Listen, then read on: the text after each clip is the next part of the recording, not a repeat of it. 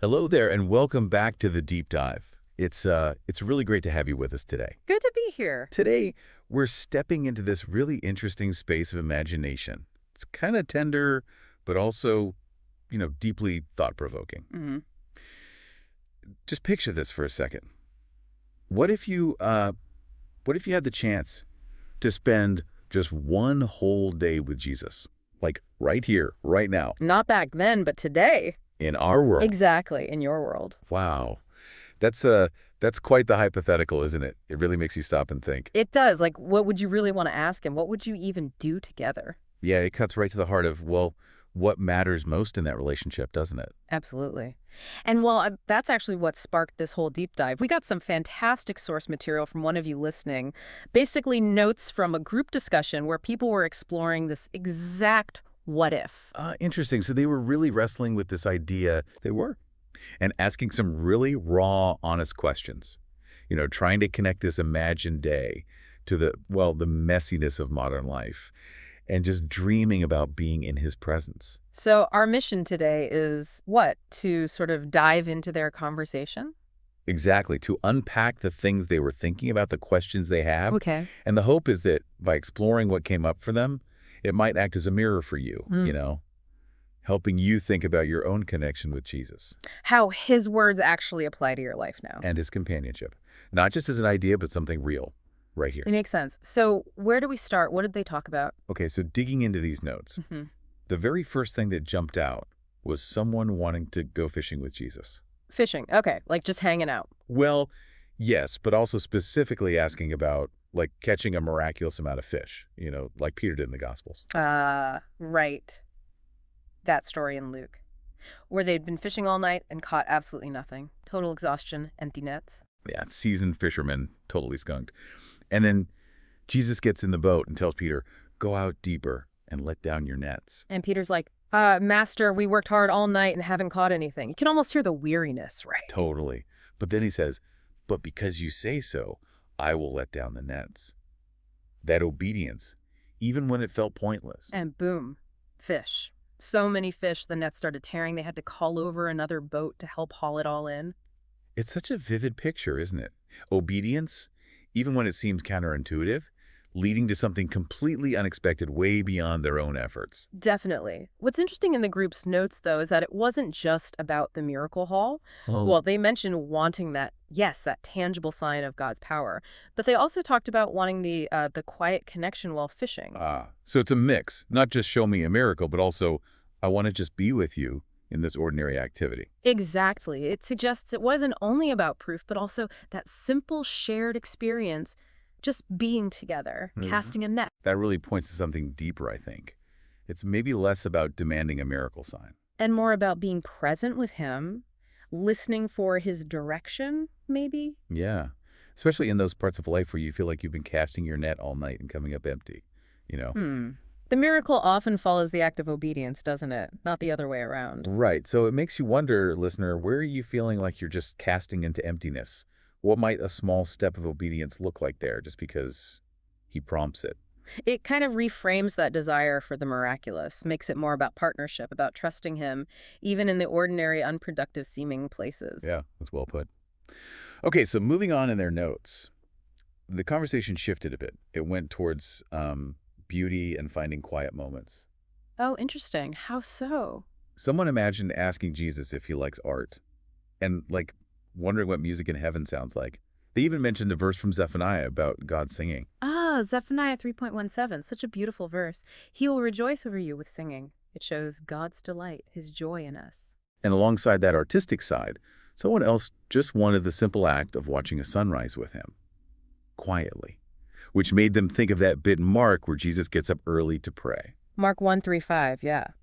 Very early in the morning, while it was still dark, Jesus got up, left the house, and went off to a solitary place where he prayed. He prioritized that quiet time. So what the group seemed to be getting at here was this longing to connect with Jesus, not just on, like, big theological questions. Got through shared moments, No. appreciating beauty together. Exactly. Simple presence. And the insight they drew is really profound, I think. God is the ultimate artist, the source of all beauty and joy. And connecting with him often happens best in those quiet spots, away from all the noise, just like Jesus modeled. It really makes you reflect, doesn't it? Where do you notice God's beauty in your day-to-day? Maybe in nature or music or even in people. And are you intentional about carving out those quiet moments? Even just a few minutes. Not to do anything necessarily, but just to be with him. Those moments really can be so nourishing. They really can.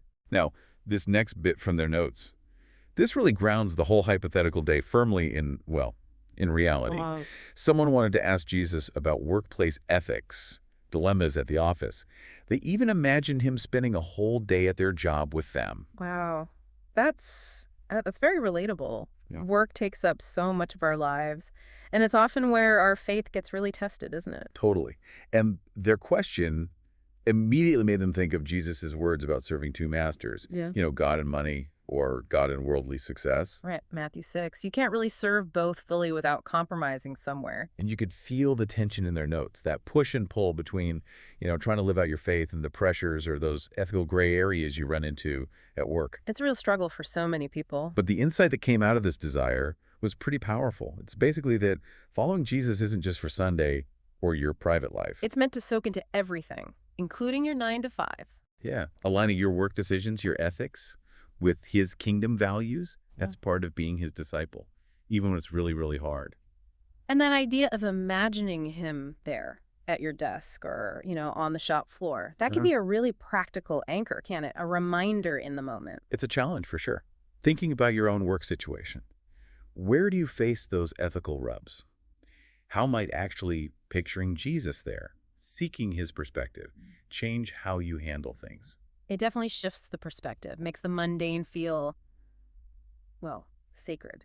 Okay, so moving from the office to the home, another really significant question that came up in their notes was about raising kids. Parenting, always a big topic. Right. They were wondering about that balance, love and discipline, and they just wanted to watch how Jesus interacted with children. That makes sense. It's one of the most challenging, humbling jobs there is. They mentioned Ephesians, maybe. Yeah, Ephesians 6, about parents bringing kids up in the Lord's training and instruction, but also being careful not to, provoke them or exasperate them. Finding that balance. And then there's that scene in Mark's gospel. Oh, I love that one, where the disciples are trying to shoo the kids away, and Jesus gets indignant. He welcomes them, takes them in his arms. He valued them so much. He really did.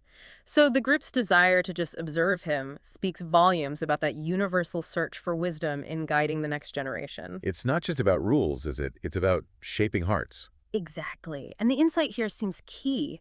Christ-centered parenting needs both. It needs the guidance, the instruction in God's ways. And that unconditional love, that welcoming acceptance that Jesus showed, grace and truth working together. So for anyone listening who's a parent or a mentor or just influences younger people, what are your specific challenges? How can you actively seek Jesus's wisdom for that guidance, but also try to model his welcoming heart? That's a great question. Those interactions are so foundational. They really shape futures. Okay, then their discussion seemed to turn a bit more inward. They started asking more personal questions about Jesus himself. Oh, like what? Like about his own human experience. Did he ever feel lonely or misunderstood, even by his closest friends? Wow, that's deep. Yeah. They thought about those tough moments like in Gethsemane when the disciples just couldn't stay awake with him. Or all those times in the Gospels where the disciples just didn't get it, despite everything he told them, like in Mark 8. Right. And it connected this to that verse in Hebrews, the one that says he understands our weaknesses. Hebrews 4.15. Yeah, such a comforting verse. It says, we have a high priest who can sympathize with our weaknesses because he was tempted in every way, just as we are, yet without sin.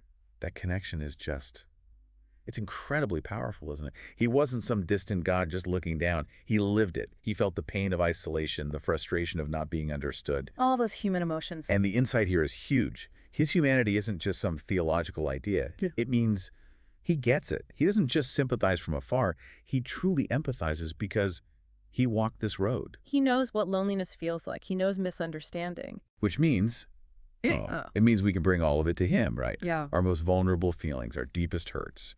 Knowing he understands. He's not shocked or put off. Absolutely. So it prompts the question for you listening. When do you feel most alone or misunderstood? How does really meditating on the truth that Jesus gets it change how you face those feelings? or how you talk to him about them.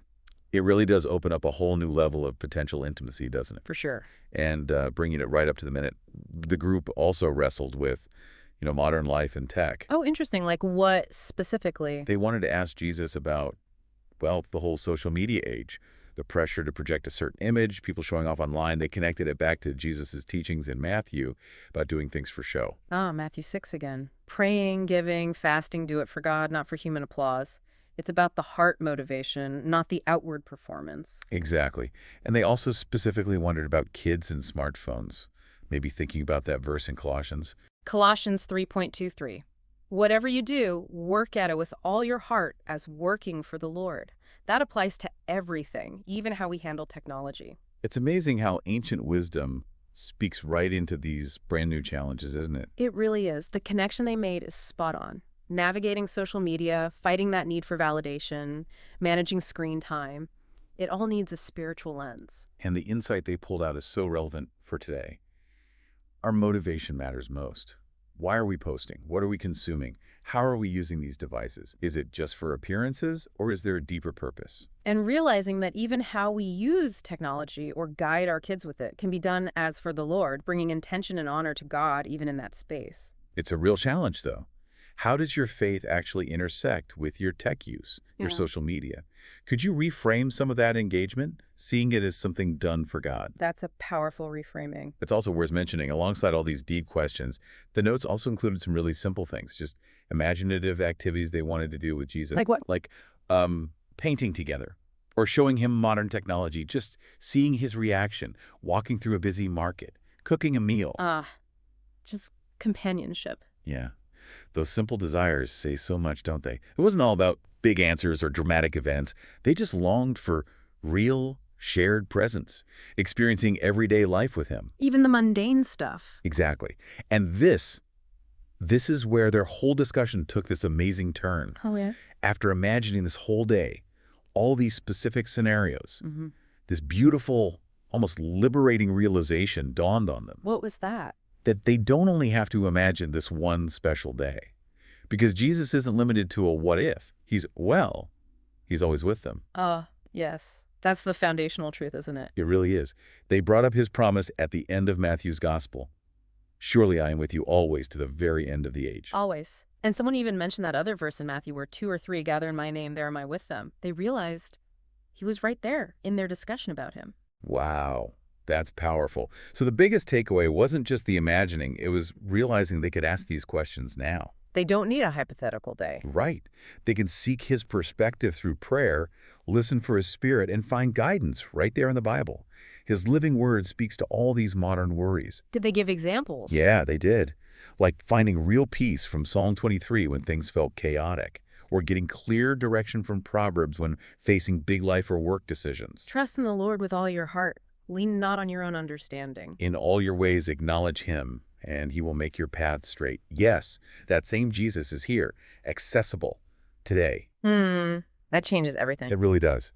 So when you look at everything they touched on, wanting tangible signs, finding beauty, navigating work and family, understanding tough emotions, living faithfully with technology, the core message just shines through, doesn't it? That deep human longing for connection, for guidance, for understanding. Yes, it's so real.